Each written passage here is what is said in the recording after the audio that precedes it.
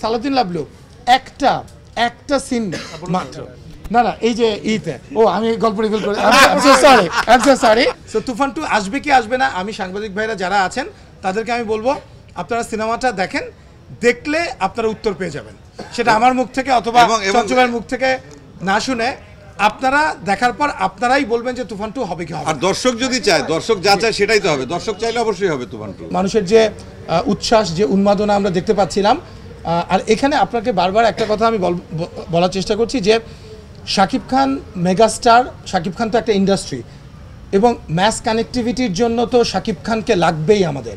এবং শাকিব খানের সঙ্গে যখন রায়হান রাফি যুক্ত হয়, যে দর্শকের পালস বোঝে এবং যে ঠিকঠাক গল্পটা বলে, আপনারা দেখেছেন এর আগেও আমার প্রথম সিনেমা সুরঙ্গ, সেখানেও রায়হান রাফি কীভাবে দর্শকদেরকে হলে টেনে নিয়ে এসেছে।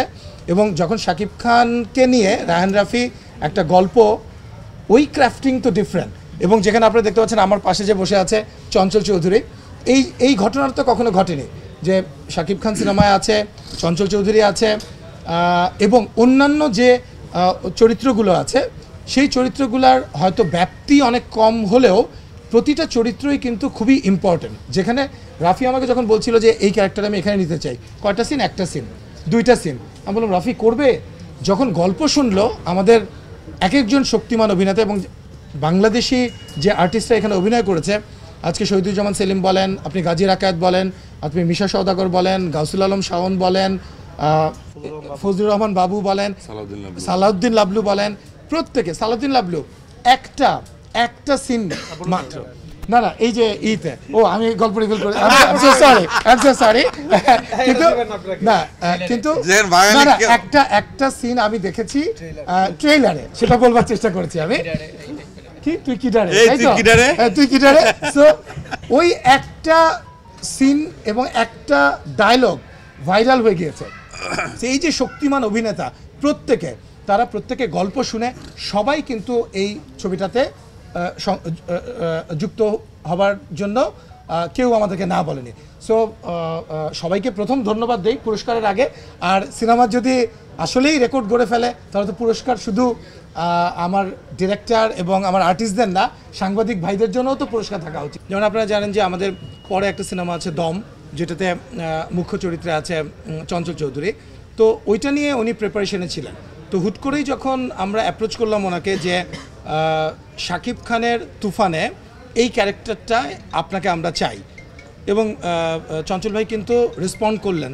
গল্পটা শুনে উনি সাথে সাথেই উনি শুধু বললেন যে আমার একটা দিন চাই, আমি আজকে একটু গল্পটা দেখব, দেখে আগামীকালকে আমি জানাবো।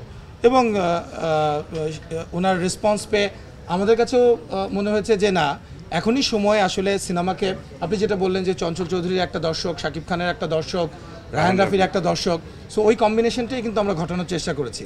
সো কন্টেন্ট ফিল্মকে কীভাবে কমার্শিয়ালি আমরা দর্শকের সামনে হাজির করতে পারি, সেটাই ছিল আসলে আমাদের উদ্দেশ্য। এবং আমি যথেষ্ট সাপোর্ট পাচ্ছি, এখন পর্যন্ত পেয়েছি, এবং আমি সবাইকে ধন্যবাদ জানাতে চাই, ইন্ডাস্ট্রির সবাইকে, অন্যান্য প্রযোজকদেরকে, পরিচালকদেরকে, সরকারি সংস্থাগুলোকে, তথ্য মন্ত্রণালয়কে, এবং যারা যারা সংযুক্ত ছিল সবাইকে ধন্যবাদ জানাতে চাই।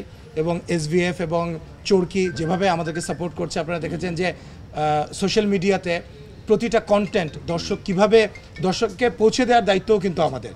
সো সেইটা কিন্তু আমরা সাকসেসফুলি করার চেষ্টা করেছি। কনস্ট্রাকটিভ ক্রিটিসিজম তো ভালো, এটা তো খারাপ কিছু না। সো আমরা পজিটিভ দিকগুলো নিয়েই আলোচনা করতে চাই। দেখেন আমাদের তুফান সিনেমা এসছে, আমি মনে করি অন্যান্য যে প্রযোজকরা আছে, পরিচালক আছে, ইন্ডাস্ট্রি সবাই আছে, সবাই তো আমাকে পার্সোনালি সবাই তো আমাকে কংগ্রেচুলেট করেছে।